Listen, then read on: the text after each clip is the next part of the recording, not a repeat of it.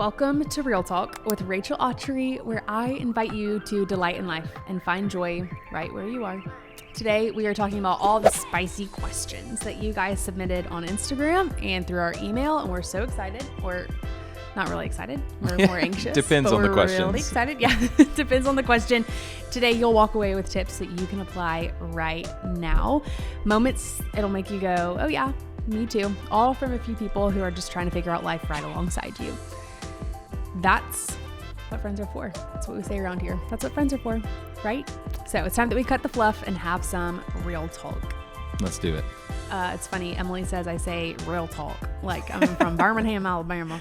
Real talk, T-U-L-K. She told me that the other day. So anyways, we might have to work on that. Anyway, so excited for this episode. It's going to be a little bit different than we normally do it.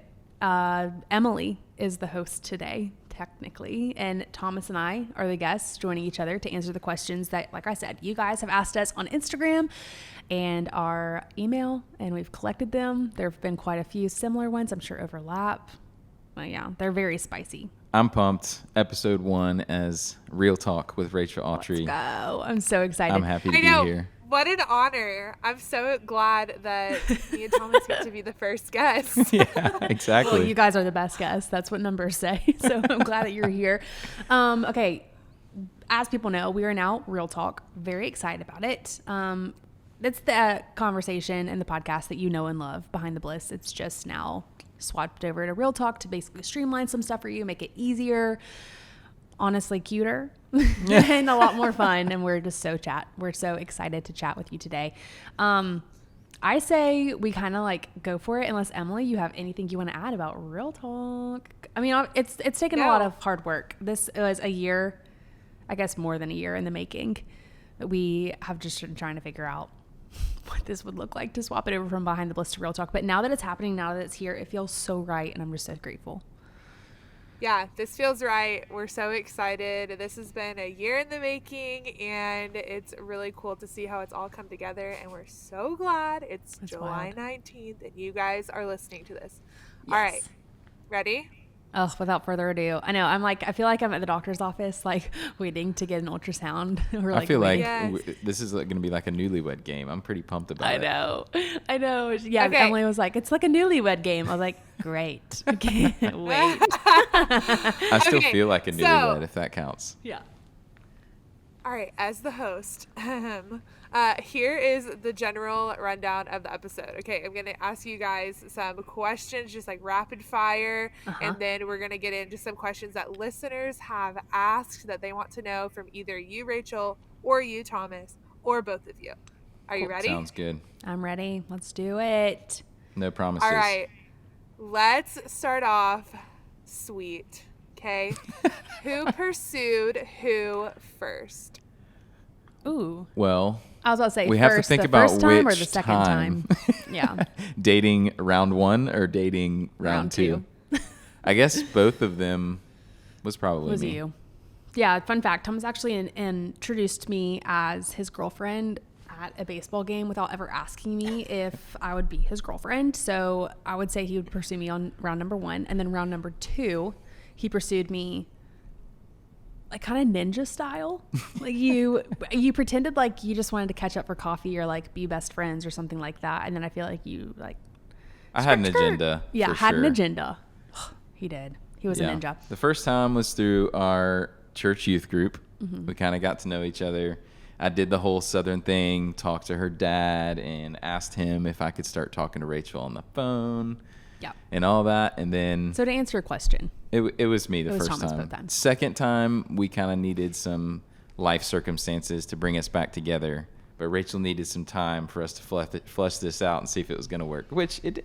It did. Here we are. Us and 2 babies later. This is good. There's a whole episode on how Rachel and Thomas met. Also, we will link it in the show notes. Anything that we mention, we will link in the show notes for you guys. Okay. That's right. So, answer is Thomas. All right. So, who gets the last word when you're arguing? Me. You have to have the last word. I have to have the last word. I'm working on it, guys. The person went to school for communications. That's so funny. Yeah. Thomas is always like, you went to school for this. This isn't fair. And I'm like, Okay, who takes the longest time to get to the point of a story? Absolutely me. Without a 1000%. shadow of a doubt. Yes. That's me. Can you tell from this rapid fire that has turned into a paragraph answer? I love it. Okay, who is grumpier in the morning? Also me. 1000%. Morning person, not a morning person. Yeah, no. They always We're working on marry it. each other. I swear they do. I had this Yeah. romantic Okay. idea we'd be doing like mornings with each other, and no. It's okay. I need a good okay. like 20 minutes for my eyes to wake up, but then I get excited because Rachel does make mornings pretty fun because it's kind of her thing. But there was some pressure in the beginning that I should be making the mornings fun, but But they want fun. that didn't really but work that's out. okay. Yes. Yeah, I feel like marriage, especially when kids are involved, morning, like your ideal anything out the window, completely out Yep. the window. Absolutely. Okay, your mornings are determined by your kids at that point. All right, next question. Who is more competitive? Ooh, you think me? It I depends was gonna on go what like it is. this, but yes. It depends on what the competition is. If it's like game night, for example, what would you say, Thomas? I don't know. We're equally competitive. I think it also depends on who you're playing with. I think if it's between the two of us, I'm more competitive. maybe you're more competitive. I'm like, let's go another round. I gotta win. Um, Best 2 out of 3. That's me. But if it's like anything sports related or anything that I'm I don't know. physically doing, when Clemson and Carolina play, I'm talking about sports that like I'm I know, doing. but I'm just saying, I feel like that shows who's most competitive. Yeah, that's true. It's also because we're better. That's but a tricky anyways, one. Moving on. All right, Yeah, it was a good year this year to be a Gamecock, but that's fine. so both of you. Okay, next question. Who talks more? Ooh, Probably you. you think so? I kind of think so. I talk a lot. Yeah. But when Thomas gets talking, I feel like Thomas talks. You know what He I does. mean? Yeah. That is the truth. Yes. I'm like a ball rolling downhill, like a very heavy ball. It takes a lot to get me going, but once I'm going, it's hard to make me stop. Thomas will talk to a brick wall once he gets warmed up. Yep. Okay, who controls the TV? Like if you're gonna watch something. We typically Like agree on movies, but who controls what we watch, or who's like physically controlling the TV? Yeah, who more? It's a good question. Who more controls like what you watch on your TV, the content that's on your TV? Ooh, I don't know. I don't know. That's equal. I feel like because you watch shows and I'm like okay, and then I watch shows that you're probably like okay.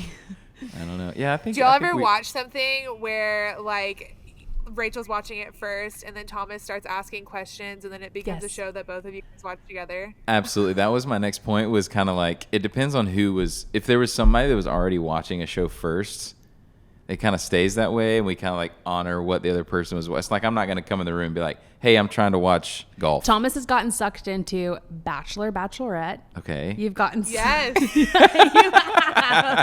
There's nothing wrong with it. You've also gotten sucked into Real Housewives Hey, of Salt Lake City. Kenny That's a watches good too. one. Yeah, that's fine. Yeah, it's just juicy. It's like you can't not love it. But I feel like there's not many shows that I watch that you get sucked into. yeah, no. Yeah. No, it's the same way in my house.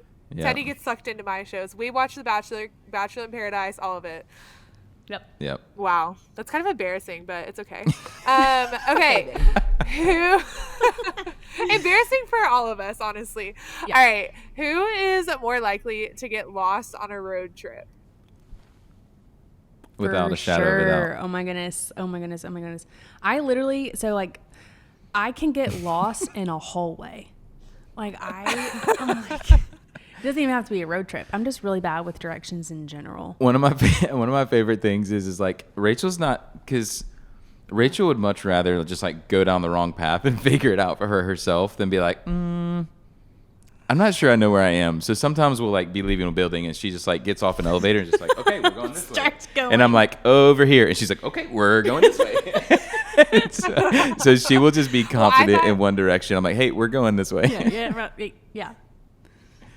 Well, whenever I thought of this question, I was like, Rachel and I literally ran out of gas one time together, so it has to be Rachel.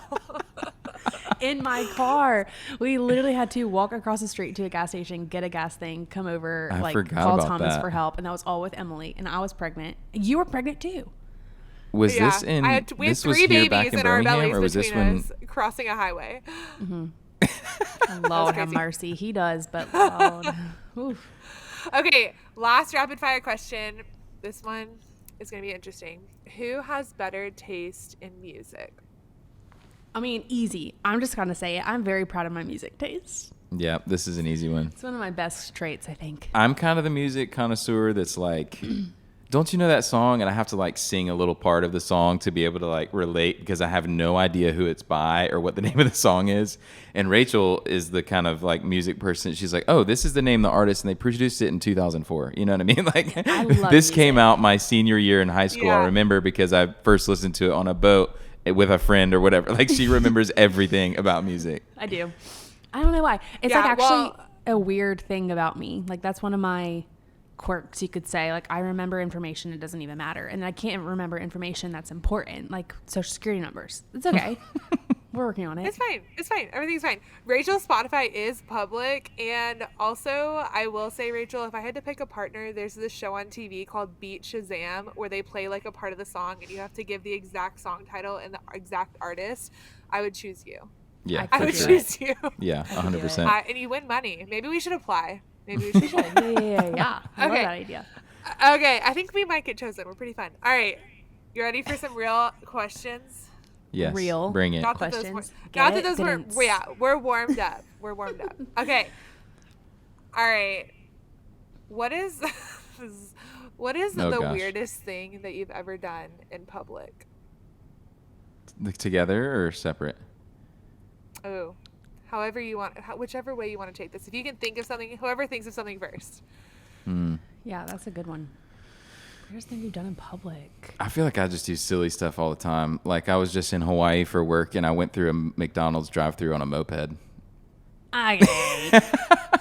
That's not like super. I'm trying to think of something. A weird thing in public. Uh-huh.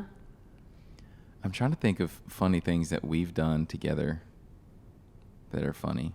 Maybe we're boring. I can't think of anything. We can skip that question.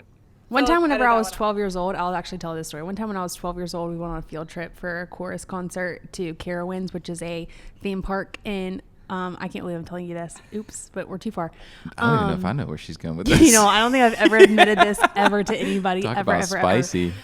ever. We went to a theme park, Carowinds. It's in Charlotte, North Carolina. And there was a water thing. And I got so scared I peed my pants, but it was on a water slide. So everything was wet anyways. And I think that's pretty weird because I was like, it doesn't matter. Everything's wet. I'm just going to go ahead and pee. Like, it was awful. Do you pee in the pool? Do you pee in the pool? I gotta know. I think it totally depends. Like, I really try not to. I am the girl that gets out and goes, but like, there have been several Thomas? times. Thomas pees in the Thomas? pool. I definitely would be in the pool. It kind of depends. Like I'm not gonna do that if we're at like somebody's house, but if we're like in the ocean or at some like hotel pool. Gross. Guys, I was a swimmer, and I have for sure peed in. I was about many to of say the yes. pools. You played water polo. You're the cool one. Okay. All right. Next question. This one's kind of more serious. How do you communicate your wants and your needs to each other without feeling needy? So, like, it can be your emotional needs or your intimate needs, physical needs. Like, how do you do that? That's really good.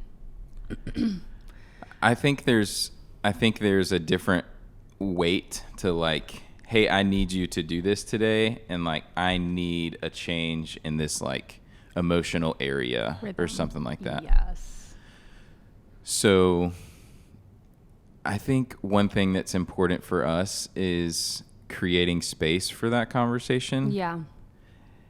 and making sure it's not charged like in a weird setting to where it's hard for each one of us to understand it or really hear it, like be able comprehend it. to- Yeah. Or make sure that it's not reactionary to something that just happened, because then that's really hard to receive in the moment from the other person. I would say it's also important that maybe you create some kind of dialogue or even a sign. This is something that we do. Like if we have to have a hard conversation or need to communicate something again, and repeat ourselves, I feel like we have almost like a sign that this is what we're about to talk about, so that someone's not completely bamboozled if you brought it up when you're going through a drive-through or something random like that. You need to have like a language between the two of you, and with that language also comes a safe space where you choose grace for each other and choose, no matter what I hear in this conversation, I'm going to choose to not be offended and that you want the best for me. Because I think what can be emotionally charged with that is when someone decides their feelings are hurt. Yeah. And they get offended or frustrated, instead of choosing, I might actually have messed up. I'm going to hear you out. Yeah. Easier said than done. Yeah. And I say probably meaning that that's more on my side than it is on Rachel's side. But I think what we're learning too, this is a recent thing too, is for me to actually say, hey, this is actually how I'm feeling in this conversation. Do you think that that's your intention? merited, or do we need to kind of reframe how we're doing this? Another thing that Rachel really does well that we've kind of figured out early on in marriage is that I typically like to be in motion. Is kind of one thing that we've said, and literally my body, because for us to sit down and have this like really heavy conversation makes my skin crawl. I'm kind of a peacemaker and run from confrontation. He literally paces when he's on the phone. Unless it's like negotiation or something fun like that. But there's so many times where, like, that's why I was talking about creating space. Is if we do need to have an important conversation, then she's like, hey, can we go on a walk? I want to chat about something. Or maybe let's create some space on a date night to walk from dinner to dessert and talk about something else. Or like literally something that I can do. Or like wives, if you can figure out something that your husband loves. Like fishing, golfing, tools, like go do something like that with him and then create space to have a conversation while he's doing something he loves. That's because a good one. Guys specifically, maybe this is just me, but I'm assuming it's not. I love to kind of be in motion, and it kind of makes it more lighthearted to be able to have that. Yeah. I've heard that girls are face to face, guys are side to side. So if you need to have something communicated that you need heard, get side to side, not face to face. And they feel a little bit less confronted. It's easier. Yeah. That's so good. Like inviting them into your space. I feel like that is huge for guys. Yeah. I mean, you hear all the time too about the respect and love portion of a marriage, a man and woman. Is a man really wants to feel respected, a woman wants to feel loved. So if you're trying to tell your wife something, creating a space where she feels like you're pursuing her in this conversation, you've considered her thoughts and how she may react or what would make her comfortable in that conversation. She therefore will feel loved if you've taken out the space to figure out, hey, how can I present this to make sure that you don't feel that I'm coming after you or that you're less than in this conversation, but you actually are like elevated, that I'm bringing this to you. That's right. I want you to have this space, and then I in turn feel respected. And that's the discipline and strategy of marriage. So here we are. Okay, next question. Are you trying for baby number 3? Ha, ha. Absolutely not. We are taking extra pumping precautions. the brakes right now on babies. I mean, wow, what a blessing if that were to happen, but y'all would have to come peel me out of bed. We would not be okay. That's so wow. Who asked that? Man, I you're have no always idea, practicing, right? But Thomas. Guys. Always practicing. People that have got a kids, goalie. guys. But the game did the plan 2 is under currently 2 on thing. pause. Yeah. I feel like if you've done 2 under 2, some people really do. They just keep going, and I'm so impressed. But I can speak from my marriage and y'all's that we all just went through the trenches, and I'm excited for some light at the end. We're currently like we're kind of cresting the hill right now, and I feel like there's not another hill in sight for a while. Would be what I would like to see. And I say this is whack-a-mole. This is like the little game at the arcade that the thing pops up out of the hole, and someone's like, bam, and then something else happens, and the thing pops up, and you're like, bam. Like that has been us the past few years. I told you that this weekend. Yes, you're just playing whack-a-mole. I'm like, that's exactly what we're doing. Whether it's with babies, moving, military, job changes, careers, rebrands. Hello, like we need a moment. That's right. There's always something. Okay. Always something. Next question. This is a great question. How do you work up the courage to make friends in a new place or season? I feel like this is harder for men, and I'd love to hear thoughts specifically from Thomas to help my husband.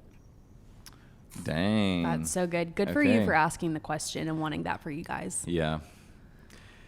I may need you to ask the question again in a second, mainly because I'm such an extrovert that this I feel like kind of comes naturally. So I want to also be able to understand kind of where people are coming from too, because whether you're an extrovert or introvert, a lot of times when you're in a new space, there's a natural craving for people to be in your corner, but you don't necessarily know how that's going to play out. Like, do you want people that y'all are going to be able to go do dinner parties for and host, or do you really want close-knit people quick that can be a part of your community? You know what I mean? Let me say that there are different kinds of people that you need. And that's what I'm learning in life right now. You need the people that can like drop everything, watch your kids so you can run to the ER, and that might not be the friend that you go shopping with. You need the friends to be able to have the girl chat, cocktails, like coffee in the morning, deep intellectual conversation. Like, you need that too. You also need the friend who can like call you out, call you for what you are, and like remind you also of who you are. And it's okay if all those people aren't the same person. That you need to recognize the needs that you have in your life and find those people that their gift is meeting that area of your life, whether it's logistical, relational, emotional, whatever. Yeah. A great cook, like whatever you're needing in your life, find the people to meet that, and then figure out what your gift is that you offer them as well. And then so just like pressure's off to find that best friend that's going to be all the above. I feel like it's really hard to find that unicorn. And then practically, I would say easy, just like quick list, get plugged in a church, like start serving, get in a small group, like meet people, and then easier said than done, but be okay saying the first word. Yeah. Like reaching out. Can you read the question one more time? Yeah. So she said, how do you work how up do the you find the courage? courage? Yeah.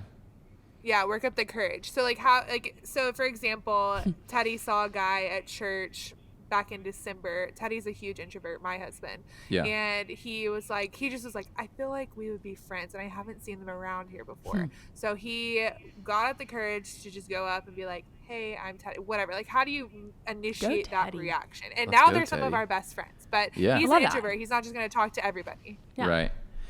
Yeah, that was kind of where I was going to go with it. Was first thing I think was getting plugged into a church. I think figuring out where you can get in groups of people that are like-minded, where there isn't pressure and it's already by nature kind of awkward in the beginning, and y'all are jumping that hurdle together, and it's not one person's responsibility. That makes it really easy. Yeah. But I don't know, maybe have a conversation with your spouse too on like, I don't know. I've been getting on my feed a couple things from people that are talking about how to foster conversation, and they're talking about strategies. So maybe if you are married to an extroverted female, like we, opposites attract, maybe have conversations of like conversation starters and like, how would I do that? And so it makes it a little bit less intimidating. You have a game plan, but I would say if you've already pinpointed something, then you just need to figure out what avenue you're going to start a conversation, whether it's going to be at church or say like, hey, I've noticed this, this, and this about you, and I think we'd be really great friends. What do you think about grabbing lunch soon? Because people love talking about themselves, right? So if you're like, hey, I see this in you, tell me more about that. That got me interested. Let's grab lunch or whatever. Yeah. That's it. And you always think back to like your friend origin stories. Like if you actually become friends, you know what I mean? You're like, oh my gosh, remember that one time that I like talked to you in church just because I thought that you like reminded me of XYZ. And then you're like, that's really funny because now we're best friends. Or you go get lunch with them one time and you're always going to be acquaintances and nothing's negative, but maybe the friendship doesn't work out. And that's great too. Yeah, for sure. I think the pressure is off. Yeah. The pressure's off. And I want to add this one thing real quick. Give me like 30 seconds that whoever asked this question, the wife, I just said say it out here, wives in general, to be able to champion your husband and remind them who they are and like help them in their security so that when they are putting themselves out there and maybe are rejected, that it's not a failure. It's like, they just weren't my person. Yeah. And not that we manage their emotions, that's on them, but to be able to give them the tools, like help them with confidence and be like hyping them up to be able to do the hard thing, like introduce themselves first, if that's not natural for them, I think is another cool way that us as wives can step in and be like, you got this, boo. You got some to offer. Yeah, that's great. And I also think going back to Thomas's point about like getting emotionally on the same level, show up to the places where like people are going to be interested in the same things as you. Yep. If you like golfing, you're going to driving automatically range. bond over golfing. You know what I mean? Things like that. Yeah. Okay, next question. How do you and Thomas divvy up parental duties. So like bedtimes, weekends. You guys have a unique situation, right? You can maybe explain that a little bit. But how do you choose to divvy that up? Because it's different in different seasons and it's different day to day, you know? Should I tell them about last night? Rock, paper, scissors. Hilarious. No, I wish we did rock, paper, scissors. So like I just got done solo parenting for a little over a week. Thomas comes home. He also hasn't slept in like 30 hours. And we just both were like done. And we also had to put like boys' dinner, bath, bed, the whole shebang. And I laid on the kitchen floor and was like, can you please do it? I can't do it. So a lot of times it's just being like, I can't. It's on you. I think we don't necessarily have a schedule or a set plan. I think that's just communication. I think whether I know that she's had a rough day, like, hey, why don't you, a lot of times, honestly, it's split between, hey, I've got the kitchen, you do the kids. Right. I've got the kids, you do the kitchen. So when we're both done, Maddox, we're both Oliver. done. Yeah. Right. So, hey, I'll go get them started and do the bath. But when Oliver's done, will you take him and change the diaper and I'll finish bedtime or whatever. It feels a bit like a sport at the moment where it's like man-on-man coverage. So Can't even imagine y'all's limbo that yeah, y'all are Emily, going through. you go, girl. You're like, y'all are outnumbered. Listen, so yeah, that's what I've heard. So if y'all don't know, I have twin 4-month-old girls and then I have a 2-year-old boy. And it's funny, people talk about that, how it's like man-to-man coverage whenever you have 2 kids, and then 3 kids is literally just like, whatever happens. Yeah, an atomic and it bomb. is true. You know, they're only 4 months old, so right now it's almost like the twins are one baby. It's just like an assembly line. Yeah. But I know as they become toddlers and you're like wrestling them for pajamas and things like that, it's going to be a trip. Oh. So, and it changed. Like, I think, so whenever we had one kid, we would do everything together. Like, we would both lay him down for bedtime. Right. And we would both sing him do a song, read him a book. Yeah, so sweet. And now, especially when they're little, it's like, all right, like I know that the whole bedtime thing really wears on Teddy. And so like, hey, if you can go get the dishes done, I got all this. That's and right. then we'll come together and do like prayers before bed. And tap out is like a sacred word. If you just like come and just like tap out and you just give them the kids and walk away, like we both completely understand what's happening and we're just going to pick up from where they left off and keep going. Like that's just part of the juggle. Yes, and honestly, the kids will be fine if you literally have to tap out and walk away. Yeah. That's right. Yeah. Put them in the crib. 5. They're safe. Just like get a breather. Come back. Yes. Whew. Yeah. Whew. Whew. The trenches, man. Okay, so next question. What would you tell someone who is newly married? Like, go back, put yourself back in that headspace, before kids, before anything, knowing what you know now. What would you tell people? 3 things real fast. Boom, boom, boom. Dang, she's got it prepared, y'all. She's got it laid out. No, this is a good thing. Number 1, I would say offense is a choice. If you're offended, it's because you chose to be. Dang. Number Spicy. 2, I said it was spicy. Number 2 is 50-50 doesn't exist. There's going to be some days where you're 80, I'm 20. There's going to be some days where I'm 0, you're 100. There's going to be some days we are 50-50. But like the 50-50 thing isn't it. Just give it all you got. And then the number 3 would be that dreams and hold on, let me re-say this. God doesn't compromise your calling. So if your calling looks like A and his calling looks like B, like our situation, like he's not going to compromise what he has for you. And that somehow it's going to be parallel and it's going to work. If you can yield to what God has for you and be obedient. And we've seen that kind of through our situation. And just the cool thing, like hindsight, we look back and we're like, wow, it's crazy how that worked out.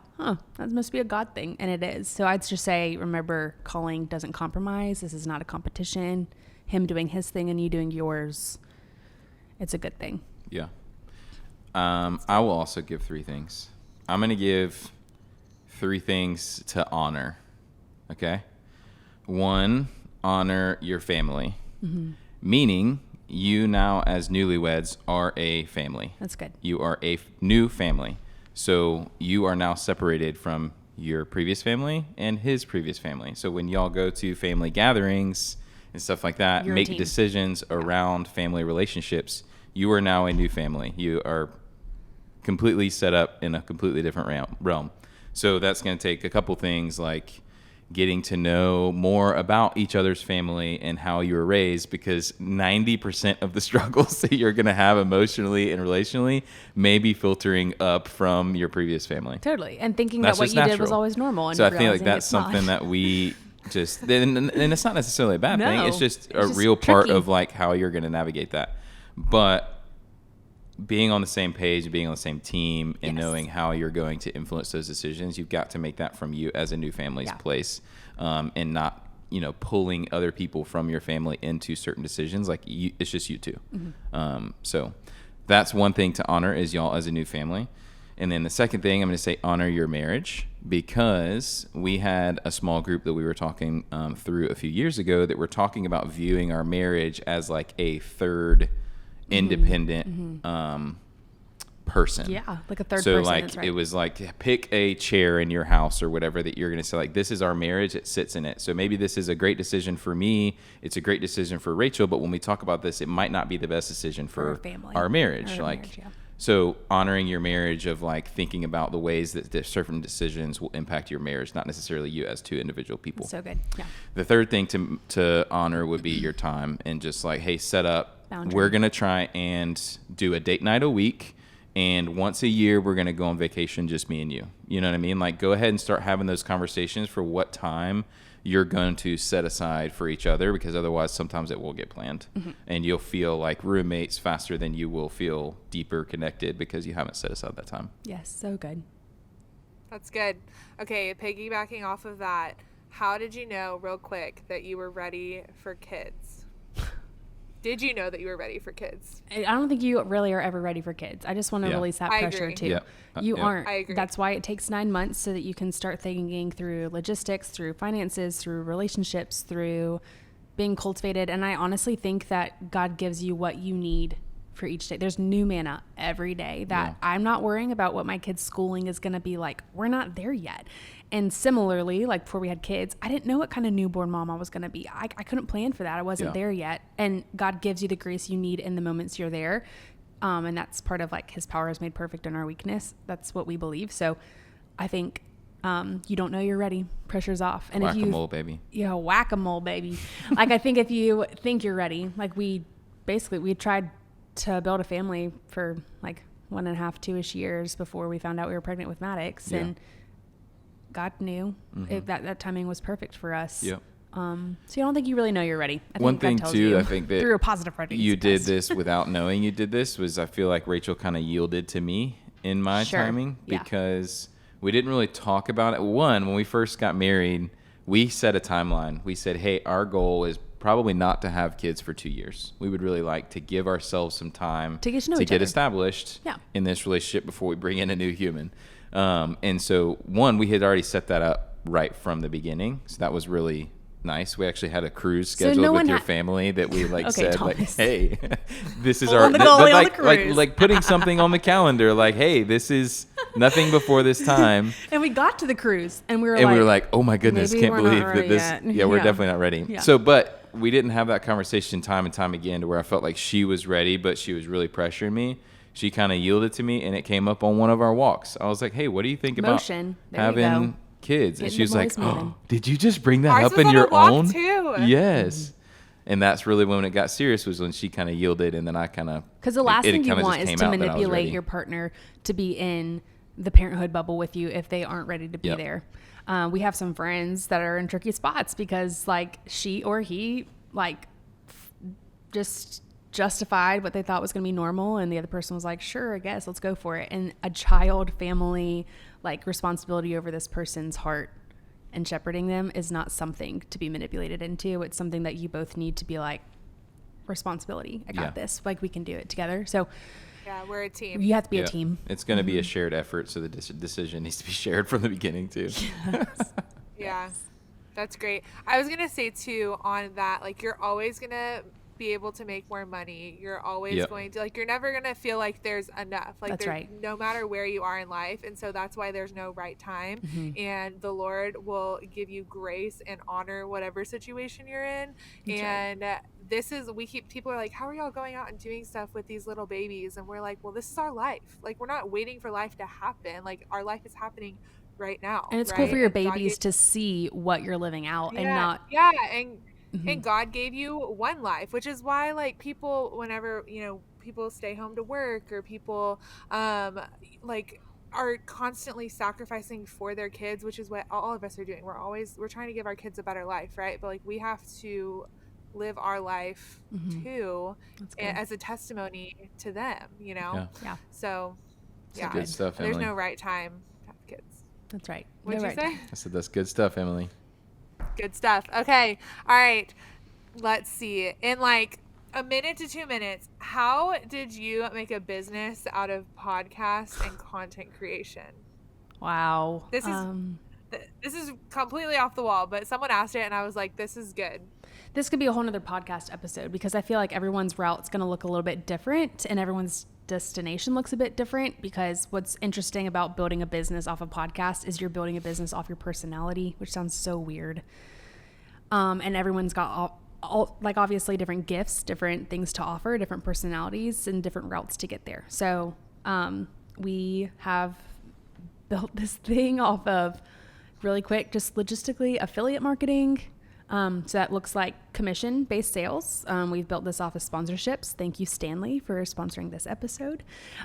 We've built that off of apparel sales, events, subscriptions. Like there's so many different avenues for revenue. And that's why I say like you can build it to be whatever block system you want it to be to work for you. And everyone's going to have a different gifting and what works for them. But that's kind of what we did. And how we built it, it honestly started from the ground up. Where we started. And in the beginning too, like you used a lot of your skills for what it was going to take to create the content. That's right. And freelanced a lot of stuff for people that needed logos or advertisements or whatever. So like To she get kind of put good at herself what I out wanted there to do. outside of the actual platform in the beginning in order to generate some stuff to be able to pour into it. I think what people see is like this big fancy looking thing, and they don't really understand what it took to get You there. mean the podcast studio you're sitting in? I know. They see this. And I'm like, no, this takes favor, conversations, and bravery. This takes relationships that you foster. This takes people, like having people that believe in what you're doing. This takes time. We've been doing this podcast for 5 years, and we're finally in a space where video makes sense. I've been recording this from my like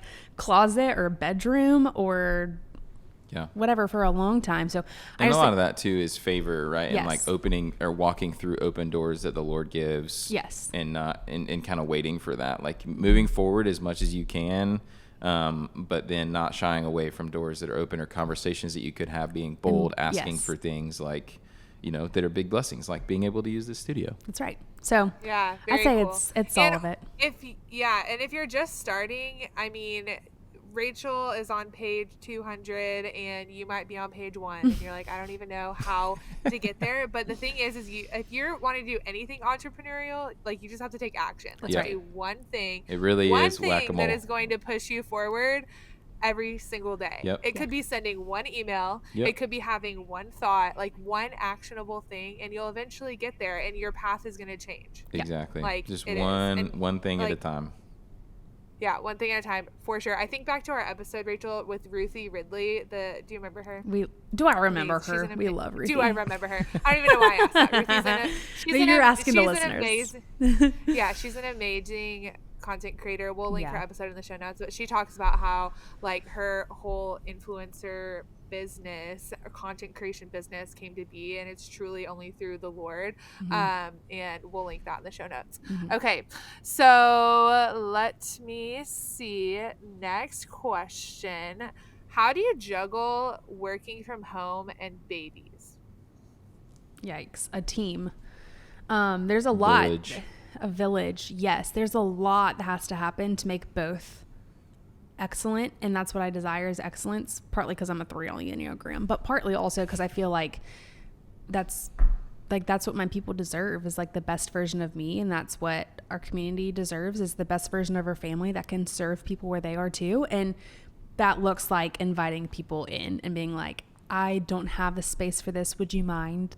And the worst thing that they could say is no. So I think asking for help, whether that's babysitter, a neighbor, or you trade on date nights, that's a big hack, is like, hey, we'll watch your kids. Y'all go on date night next week. You watch our kids. We'll go on date night. Like, get savvy with it, but ask for help. We have a team that does podcast stuff. So I no longer am editing the episodes. That's on our podcast management. I no longer really do lots of sales stuff. That's our network. Thankfully, Emily, you have been godsend with all of like the vision and the admin and the marketing and like, Rachel, go do this. And I'm like, yes, ma'am. It takes people that can like come into your life, see your vision and help you with the direction of how to do it and get there. But that takes a lot of like humility to realize that you might not be the best person to do all of it. Admit that you don't have it all together. That's and right. there will be somebody that can come alongside you and help. And even if you're just like a stay-at-home mom, still being like, hey, can you, like, the hours of 4 to 7 are really hard and my husband has to work late tonight, can you come over and hang out? Yes. Or like, hey, Let's really throw need a to get out of my sprinkler in the house. front yard. Like, bring your kids over too. Yes. Like, or having those conversations with your husband, like, hey, I know you're going to get home and be tired tonight. Is it okay that after the kids go to bed, can I have tonight for work? Like, can I work on a few things while you do something that you want to do? Can we like split that up and create some space? Yes. Or not even work. I'm thinking like go grab like dinner with a friend. Yeah. You know, especially Run if to you Home stay at Goods. home with your kids. If you stay at home with your kids, chances are you're not without your kids very often. So being able to use that teamwork and pass it off and be like, hey, I'm gonna go after the kids go to bed to do whatever. Be alone. That fills your cup. Yeah. Yeah, that's good. Okay, 2 more questions. This is a good one. Obviously, I know your joy comes from Jesus, but how do you continually sustain it when fatigue and overwhelm set in? That's my season now. I feel like fatigue and overwhelm could be a choice, could be something I choose. And honestly, it's something I choose a lot, is to be like, oh man, I'm so tired. I'm whatever. And this is a message I'm like really passionate about, is finding joy right where you are, which is why it's part of our intro, because I don't think that we have to like choose joy. I think we have to find joy. That like joy is right here. It's not really a choice. It's in front of us. And we get to go on a treasure hunt for it. And I'd say also, I think we overcomplicate joy a lot of times.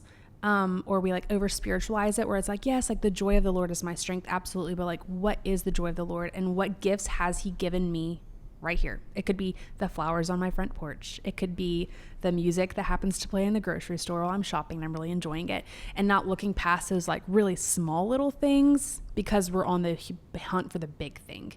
And those little things will add up to sometimes be even bigger than the big thing we were waiting for to find joy in. And so there's a verse that says, obviously, like when you're, I'm paraphrasing and we'll link it in the show notes if you want to go and study more, but it's basically saying like when you're anxious, like turn to the Lord and thank him for things. And it's no coincidence. Like God knows how our brains work, but our brains, and we talked about this in Dr. Sandra Dalton Smith's episode, we'll link that too, but how like your brain can't be anxious and be grateful at the same time. Like physiologically your brain can't do both. So when you're anxious, overwhelmed, stressed, burnt out, fatigued, choosing to be awkward and choose what doesn't feel natural, but to find joy really does pivot your whole perspective. So easier said than done, but that's a discipline I've tried to implement. You heard this a bunch, I'm sure, but you steer where you steer. Yes. And Lisa so if Turkhurst you're said already that. always looking at the things that are, heaviest or you're harder, worried about, yeah. then that's what's going to overwhelm you. But if you're trying to steer and look for things that you're grateful for, even sometimes just saying things out loud, like I'll do that even sometimes when I'm on a ride in the car, right? Maybe turn the radio off and be like, wow, Lord, thank you for this day. I feel healthy. I feel like me and Rachel are on a good rhythm and having fun together. Like, thank you for the ability to drive somewhere in this car that we, you know what I mean? Like being able to stare and animal steer you for feed things that you're grateful is the for. animal that's going to grow. Yeah. So if you're feeding an anxious something, that's what's going to have the energy. So That's great. Okay, last question. Are you ready? last one, best one. Oh, snap.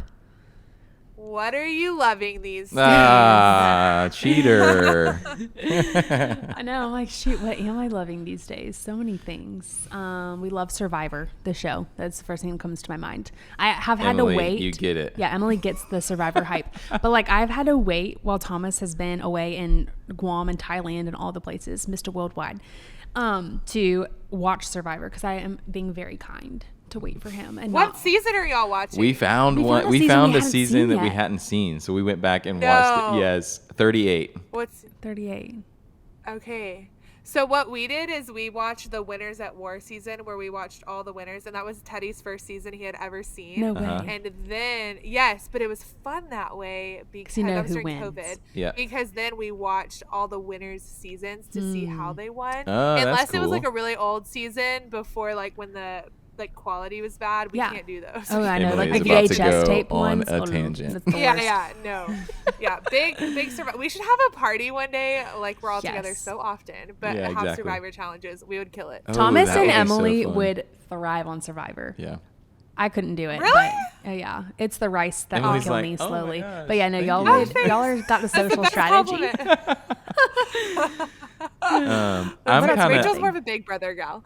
I'm kind of loving the phases that Maddox are going through right now. I obviously have been at work for a few days, and I feel like it's just so fun to. We have a new story every day. Maddox is just.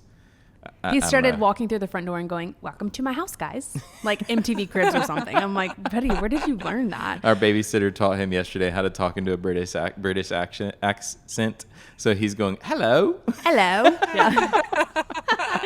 He's just so fun. I don't know. What else are we loving these days? That's a good example of finding joy where you are, Thomas. That's right. Good job, Thomas. Also loving, I'm trying to think of like a foodie option. I'm loving our car wash subscription. Oh, yes. What would we do without that? Okay, y'all. I'm a sucker for a clean car, and Rachel just went and she was like, "Hey, I got us car wash subscriptions." I was like, "I love you. Thank you so much." We're going to wash the paint off our car, I swear, because every day Maddox wakes up and he goes, "We car wash today?" And I'm like, "Maybe later." And we know the people's name that work the machine at the front because they're like, "You're back." I'm like, "We're back. Sorry." It's an activity for us now. It's no longer to get our car clean. Yeah. That's a good one. Mm-hmm. Anything else? If you're local to Birmingham, we're loving Ladybird Taco. I do have to say that. And if you're listening to this on July 19th in the morning, come this afternoon from 4 to 7. We're going to party and then just celebrate the launch. So yeah, if you're listening to this afterwards, so sorry you missed it, but still go get the Me Gus breakfast taco from Ladybird. The Me Gus is very good. So good. For sure. That's good. Yeah. Well, I'm really proud of you guys, and I love you guys a lot. Oh my gosh, Emily. I'm just saying, we're doing it. We're doing the thing. We're doing the thing. Yeah, no, we're proud and thankful for Emily. We do have to honor her for a second. Like, she's given me the margin to dream again about this, and she's given our family the margin to be able to like afford time with each other. But then also, it's so cool to see someone walking in their gifting because you are so strategic and like fun and like care about our community as much as I do, which is something I couldn't build myself. So you're amazing. Also, to honor you, I want to say thank you for, I think y'all's relationship is super sweet. There's a lot of times when I'm away and she tells me about conversations where y'all have, where you're like, "Hey, let me just back up for a second. How are you doing? This has been a lot recently," and blah, blah, blah. Like wellness check-ins on her. Like, you know her so well and have gotten to know her over the past year and a half or 2 years or however long it's been that I think you do a really good job of supporting her and pushing her up, but also taking care of her at the same time. We're team Emily. I'm team Rachel and Awtrey. Yeah, that's fine. People call me Awtrey all the Rachel time. and Awtrey. Y'all, Thomas is tearing up. No, oh, I'm not. I know, me too. I have tears in my eyes. Oh, this is so good. This is good. Well, thank you for tuning you. in to the very first episode. I know, of Real Talk. With Rachel Awtrey. Real right. talk. The best is Real Talk. The best is yet to come. The best is truly yet to come. right. We can feel it in our bones. There's so much momentum. We're so grateful for everyone. Hey, if you're listening and you love this episode or you just want to love on us in general, would you think about leaving us, obviously, a 5-star review? We're going to say this again in the outro because we mean it. It's amazing what it does for us. But then also share this episode or the podcast or whatever episode speaks to you with a friend that you want to love on and share some truth with. We'd be so honored. See ya. All right. Bye. Bye.